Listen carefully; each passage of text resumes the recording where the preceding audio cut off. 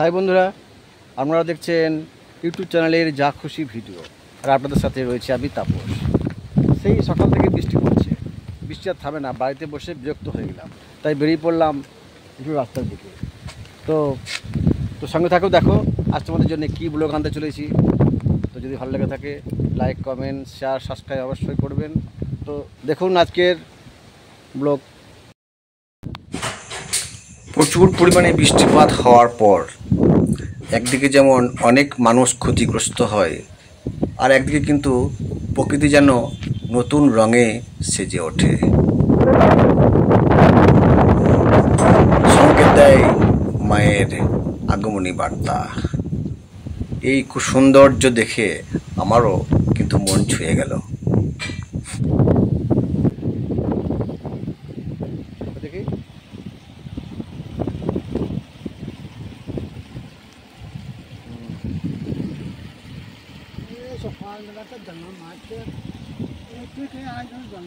হ্যাঁ,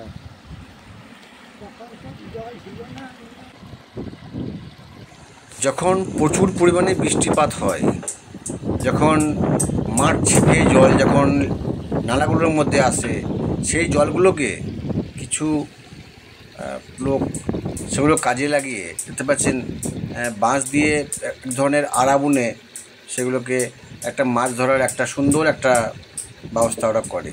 দেখতে পাচ্ছেন কতগুলো মাছ এখানে কিন্তু কিলবি কিলবি করছে। দেখতে পাচ্ছেন কীভাবে মাছগুলো ধরছে। এই যে নালার মধ্যে যখন এই জলগুলো আসছে, ওরা একটা এই বাতা দিয়ে বাঁশকাঠি দিয়ে এক ধরনের আড়ের মতো, আর না কী বলে এগুলোকে, তা সেগুলোকে বুনেছে। তারপর এভাবে জল ছেঁকে এরা মাছগুলো কিন্তু সংগ্রহ করছে। তো গ্রাম বাংলাতে এরকম ধরনের বিভিন্ন সুন্দর সুন্দর দৃষ্টান্ত দেখতে পাওয়া যায়, যেগুলো শহর এলাকায় অতটা দেখতে পাওয়া যায় না, যেগুলো এগুলো গ্রামেই সম্ভব। তো সঙ্গে সঙ্গে দেখো, আমি তোমাদের জন্যে আরও বিভিন্ন রকমের মাছ ধরার সুন্দর সুন্দর যে ব্যবস্থা রয়েছে সেগুলো দেখাবার চেষ্টা করছি। এখানটাতে খুব ভালো লাগলো দেখতে, তাই এটা আমি তোমাদের মধ্যে শেয়ার করছি। তো তোমাদেরকে তো বললাম সকাল থেকে প্রচণ্ড পরিমাণে বৃষ্টিপাত হচ্ছে, বাড়িতে একদম মন টিকছে না। বেরিয়ে পড়লাম ব্লগের সন্ধানে। তো ঘুরতে ঘুরতে এগুলো চোখে ঠিকলো আজকে। দেখতে পাচ্ছেন খুব সুন্দরভাবে এখানে একটা মাছ ধরার পরিকল্পনা রয়েছে। একটা নলকূপের মধ্যে জল পড়ছে, আর পাশে দেখতে পাচ্ছেন একটা হাঁড়ির মতো এখানে পোতা রয়েছে।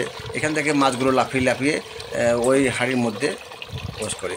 তো এই এক ধরনের মাছ ধরার, এরকম বিভিন্ন ধরনের মাছ ধরার ব্যবস্থা রয়েছে। দেখতে পাচ্ছি এখানে যে সাঁকর যে ব্রিজগুলো রয়েছে সেগুলো তো জল বেরোচ্ছে, আর এখানে খুব সুন্দর করে একটি বাঁশ দিয়ে বুনে এক ধরনের আড়া করে এখানে কিন্তু মাছ ধরার একটা ব্যবস্থা হচ্ছে।